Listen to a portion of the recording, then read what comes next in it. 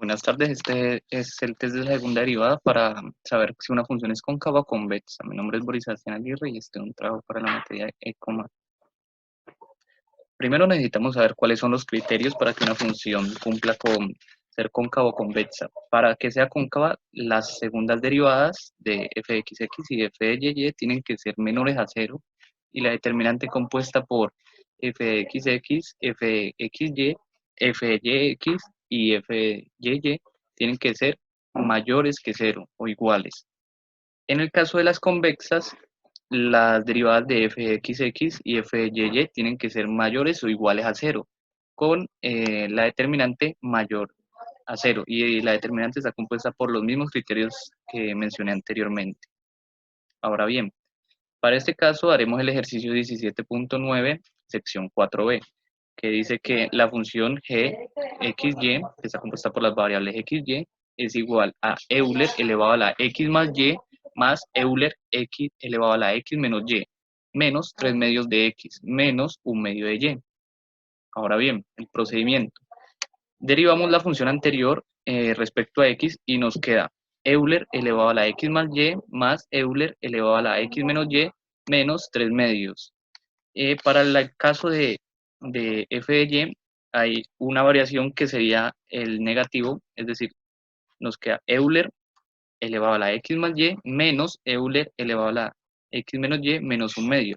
En este caso nos queda ese menos Euler a la x menos y porque cuando derivamos respecto a y, Euler queda exactamente igual por la derivada interna, es decir, la de arriba, que sería la derivada de menos y, que sería menos 1. Entonces, cuando multiplicamos menos 1 por el mismo Euler, queda Euler negativo. Ahora, f de xy, que serían las segundas derivadas, nos da f de xy Euler elevado a la x más y menos Euler elevado a la x menos y.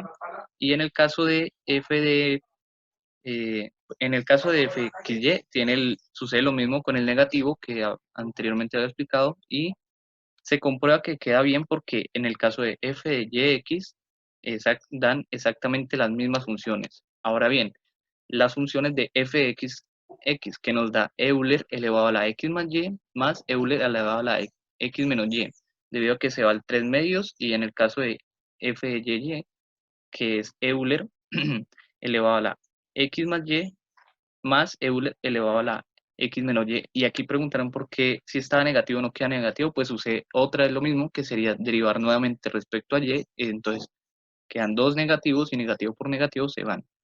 Ahora bien, la determinante está compuesta por f de xx al principio, a la derecha se encuentra f de xy, abajo en el extremo superior izquierdo, el extremo inferior izquierdo, disculpen, se encuentra f de yx y al lado, adyacente mejor dicho, se encuentra f de y.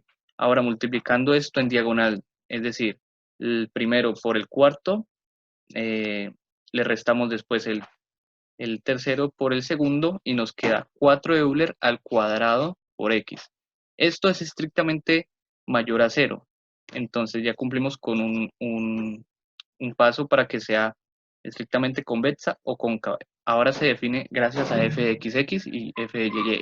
Debido a que ambas están compuestas por Euler, Euler no va a ser negativo jamás, entonces a menos de que tenga un negativo antes del Euler, es decir, que el Euler esté en paréntesis y antes tenga un negativo, entonces en ese caso sí serían negativos, pero en este caso no aplica ninguno de los dos, entonces son ambos positivos, por lo que da estrictamente convexa. Muchas gracias.